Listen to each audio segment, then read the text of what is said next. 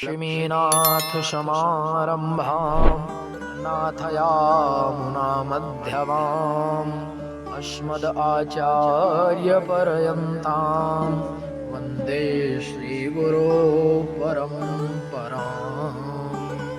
सप्तम अध्याय के अंतर्गत विवाह संबंधी तत्वों का निरूपण और विवाह योग्य कन्या के लक्षण क्या हैं, 8 प्रकार के कौन से विवाह हैं और ब्रह्मावर्त आर्यावर्त जैसे उत्तम देशों का वर्णन सप्तम अध्याय से होगा। ब्रह्मा जी बोले कि हे मुनीश्वरों, जो कन्या माता की शपिंड अर्थात माता की 7 पीढ़ी के अंतर्गत की ना हो और पिता के समान गोत्र की ना हो, वह द्विजातियों के विवाह संबंध और संतान उत्पादन के लिए प्रशस्त मानी गई है।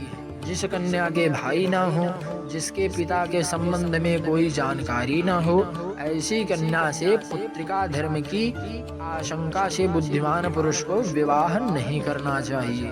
धर्म साधन के लिए चारों वर्णों को अपने अपने वर्ण की ही कन्या से विवाह करना भविष्य पुराण के अनुसार श्रेष्ठ बतलाया गया है।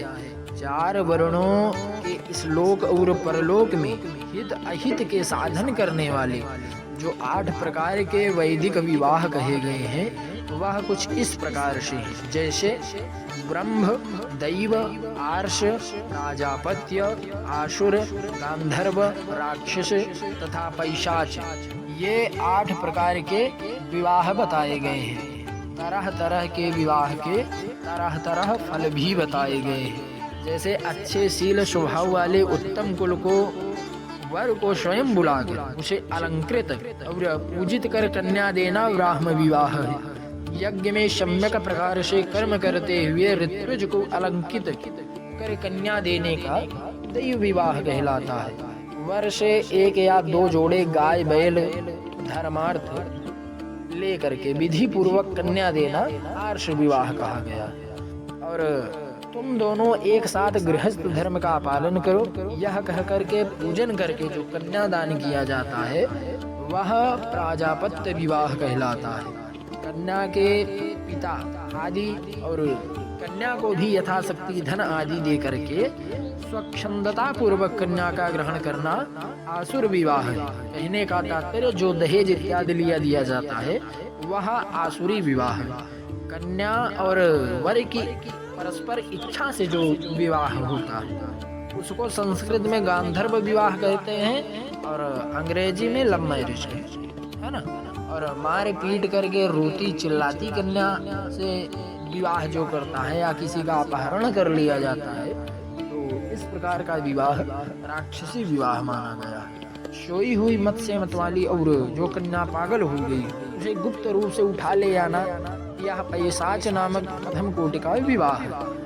ब्राह्म विवाह से उत्पन्न धर्मचारी पुत्र 10 पीढ़ी आगे और 10 पीढ़ी पीछे के कुलों का और 21वां अपना भी उद्धार करता है। दैव विवाह से उत्पन्न पुत्र 7 पीढ़ी आगे और 7 पीढ़ी पीछे, इस प्रकार 14 पीढ़ियों का उद्धार करने वाला होता है। आर्ष विवाह से उत्पन्न पुत्र 3 अगले तथा 3 पिछले कुलों का उद्धार करता है। और प्राजापत्य विवाह से उत्पन्न 6 पीछे के और 6 आगे के कुलों को तारता है। ब्रह्मादि आद्य 4 विवाहों से उत्पन्न हुए पुत्र ब्रह्म तेज से संपन्न, शीलवान, रूप सत्वादि गुणों से युक्त, धनवान, पुत्रवान, यशस्वी, धर्मनिष्ठ और दीर्घजीवी होते। शेष 4 विवाहों से उत्पन्न पुत्र क्रूर स्वभाव, धर्मद्वेषी और मिथ्यावादी होते।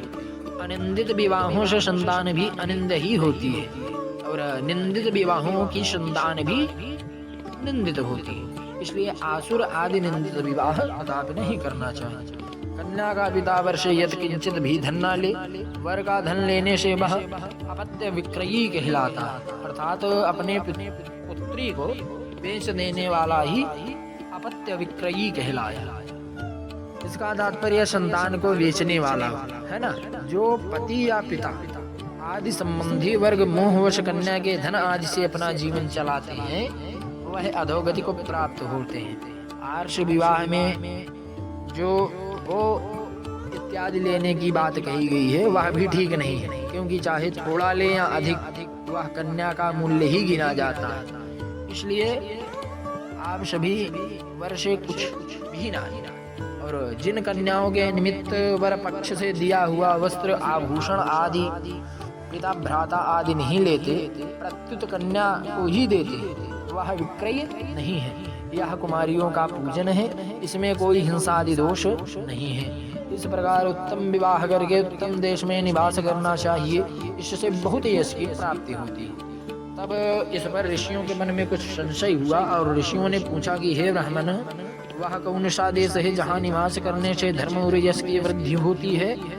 तब ब्रह्मा जी बोले कि हे मुनीश्वरों, जिस देश में धर्म अपने चारों चरणों के साथ रहे, जहाँ विद्वान लोग निवास करें, ऋषि निवास करें, प्रतिदिन संध्योपासन हो और उसके पश्चात वेदोक्त मंत्र प्रतिदिन हो, ऐसे सारे व्यवहार शास्त्रोक्त रीति से संपन्न होते हैं, वही देश उत्तम और निवास करने के योग्य माने गए।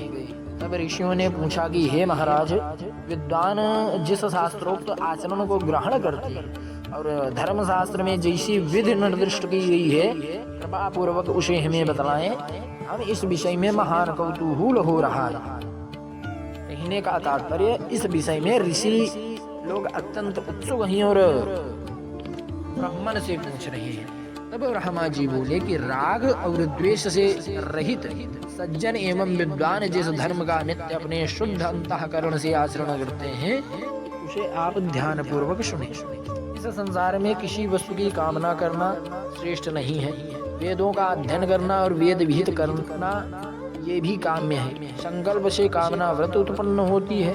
वेद पढ़ना, यज्ञ करना, व्रत करना, नियम करना, धर्म करना, ये सब संकल्प मूलक ही है। इसलिए सभी यज्ञ दान आदि कर्म संकल्प पठन पूर्वक ही किए जाते हैं। जैसे ब्राह्मण देवता पढ़ते हैं हरि ओम तत्सद विष्णुर विष्णुर विष्णु, ये संकल्प होता है। ऐसी कोई भी क्रिया नहीं है जिसमें कामना हो। जो कोई कुछ करता है वह किसी न किसी इच्छा से करता है। जैसे यद्यपि आप सभी भविष्य पुराण सुन रहे हैं इस समय, तो आप सभी एक आपका काम है। जैसे ज्ञान प्राप्त करना, ये आपका काम है। इस संसार में जो भी होता है बिना कामना के कुछ भी नहीं होता। श्रुति स्मृति सदाचार और अपने आत्मा की प्रसन्नता, इन चार बातों से धर्म का निर्णय होता है। श्रुति और स्मृति में कहे गए धर्म के आचरण से इस लोक में बहुत यश प्राप्त होता है और परलोक में इंद्रलोक की प्राप्ति होती है। श्रुति वेद को कहते हैं। ध्यान पूर्वक आप सभी सुने। कुछ लोग श्रुति और स्मृति में उनको संशय होता है कि श्रुति क्या है, स्मृति क्या है। वेद को ही श्रुति कहते हैं और धर्मशास्त्र को ही स्मृति कहते हैं। इन दोनों से सभी बातों का विचार करें, क्योंकि धर्म की जड़ यही है। जो धर्म के मूल इन दोनों का तर्क आदि के द्वारा अपमान करता है, उसे सत्पुरुषों को नियम पूर्वक तिरस्कृत कर देना चाहिए, उसका त्याग कर देना चाहिए। क्योंकि जो व्यक्ति वेद निंदक, ब्राह्मण निंदक और गुरु निंदक है, उससे दूर ही रहना चाहिए, अन्यथा वो आपका भी सत्यानाश कर सकता है। जिनके लिए मंत्रों द्वारा गर्भाधान से शमशान तक संस्कार की विधि कही गई है, उन्हीं लोगों को वेद तथा जप में अधिकार है ना। और सरस्वती तथा दृष्टवती, इन दो देव नदियों के बीच का जो देश है, वह देवताओं द्वारा बनाया गया है, उसे ब्रह्मावर्त कहते हैं। उस देश में चारों वर्ण और उपवर्णों में जो आचार परंपरा से चला आया है, उसका नाम है सदाचार।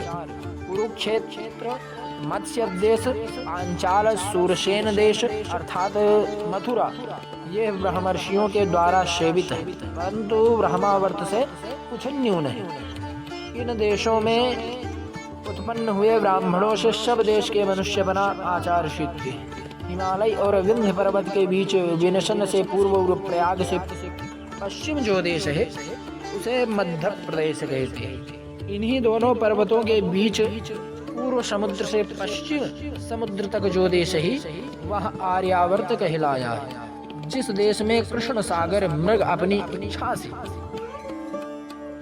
नित्य विचरण करें। देखिए कृष्ण सार मृग का तात्पर्य हुआ, कृष्ण का तात्पर्य हुआ काले से, और सार जो काला हिरण अपनी इच्छा से नित्य जहाँ पे विचरण करे वही देश यज्ञ करने योग्य होता है। इसको ध्यान पूर्वक आप सभी समझें। इन शुभ देशों में ब्राह्मण को अवश्य ही निवास करना चाहिए।